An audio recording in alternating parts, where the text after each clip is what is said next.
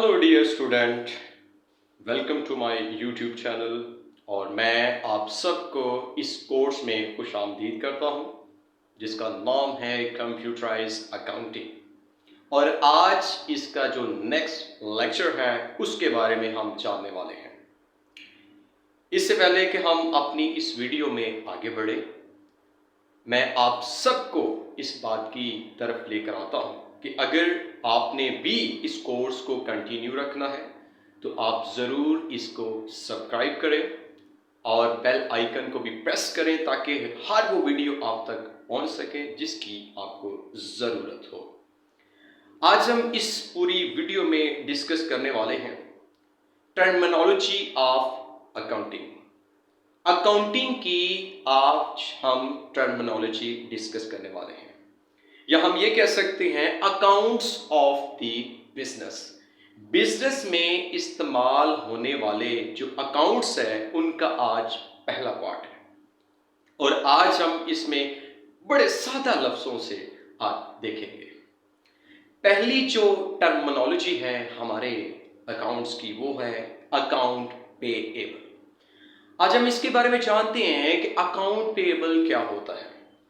जब हम किसी से क्रेडिट में, उधार में चीजें परचेज करते हैं तो उसके पैसे हमने इन फ्यूचर देने होते हैं, बाद में देने होते हैं, तो वो पर्सन हमारा अकाउंट पेएबल होता है।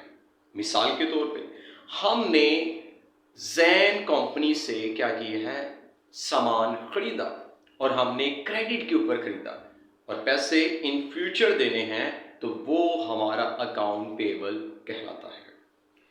दूसरी जो हमारी टर्मिनोलॉजी है वो है अकाउंट रिसीवेबल।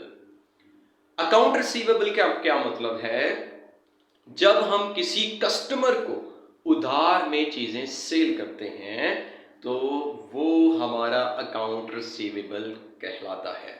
मिसाल के तौर पे हमने मिस्टर बी को उधार में चीजें दी हैं, क्रेडिट में चीजें दी हैं और पैसे हमने 5 दिन बाद, 10 दिन बाद जो उससे लेने हैं तो उस वक्त तक वो मिस्टर बी हमारा अकाउंट रिसीवेबल होता है। अब ये भी आपने जरूर इसमें जानना कि अकाउंट रिसीवेबल हमारा क्या होता है, इसको किसके अंडर में रखते हैं, और जो हमने अकाउंट पेएबल किया है वो किसके अंडर रखते हैं। देखिए अकाउंट पेएबल में क्या था, हमने क्या करना है, पैसे देने हैं, दैट्स मीन लायबिलिटीज, और यहां पे हमने पैसे लेने हैं तो इसका मतलब ये हमारा एसेट होता है। क्योंकि ये बहुत जरूरी टर्म्स हैं कि हम इनको समझें कि अकाउंट पेएबल हमारी लायबिलिटी और अकाउंट रिसीवेबल हमारा एसेट होता है। उसके बाद हमारा जो अगली टर्मिनोलॉजी है वो है अक्रूड इनकम।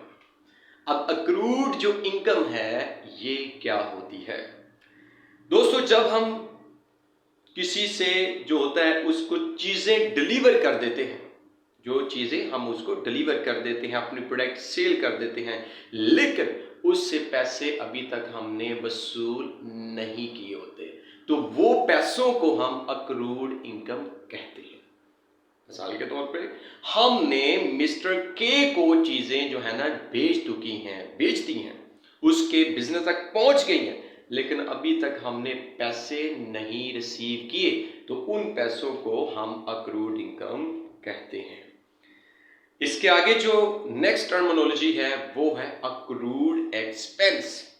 इसका मतलब क्या होता है, इस एक्सपेंस को कहते हैं जो हमने कर तो लिया है लेकिन अभी तक उसके पैसे नहीं दिए।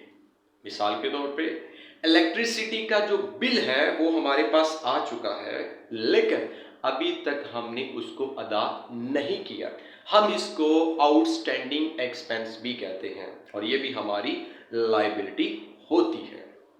उससे अगली जो हमारी टर्मिनोलॉजी है वो है प्रीपेड एक्सपेंस। अब प्रीपेड एक्सपेंस का क्या मतलब होता है, प्रीपेड एक्सपेंस का मतलब ये होता है ऐसा एक्सपेंस जो हम एडवांस में कर देते हैं लेकिन अभी तक उसको यूज में नहीं लाया। मिसाल के तौर पे आप सबको बड़ी एग्जांपल देता हूं, प्रीपेड सिम आप इस्तेमाल करते हैं, कोई भी चाहे जोंग, वर्ल्ड, कोई भी आप सिम इस्तेमाल करते हैं, लेकिन वो प्रीपेड होती है। इसका मतलब क्या होता है, आप उसमें लोड जाके इजी लोड करवाते हैं और कॉल बाद में करते हैं, तो इसको प्रीपेड एक्सपेंस कहलाते हैं और ये हमारा एसेट होता है। जैसे मिसाल के तौर पे हमने 4 महीनों का जो किराया है, जो रेंट है, वो पहले दे दिया, लेकिन उसको इस्तेमाल तो हमने बाद में करना है, तो ये हमारा जो है प्रीपेड एक्सपेंस या प्रीपेड रेंट कहलाता है। और एसेट किस वजह से, क्योंकि जब तक हम उस चीज को इस्तेमाल नहीं किया वो हमारा ही है। हम कभी भी उसको जाके कह सकते हैं कि हमने आपकी जगह को इस्तेमाल नहीं करना, तो वो क्या करते हैं, हमारे पैसे वापस कर देते हैं, जो उनका रूल रेगुलेशन होता है, कुछ थोड़ी सी डिक्टेशन करके तो वो हमें दे देते हैं, डिक्टेशन करते हैं, थोड़ी सी डिक्टेशन करके तो हमें वापस कर देते हैं। तो नेक्स्ट जो हमारा है वो है प्रीपेड इनकम। अब प्रीपेड इनकम क्या होती है, ऐसी इनकम जो हम पहले से कस्टमरों से ले चुके हैं, लेकिन अभी तक की चीजें वापस हमने उनको या सेल हमने नहीं की, उनको डिलीवर नहीं की, और प्रीपेड इनकम हमारी लायबिलिटी कहलाती है।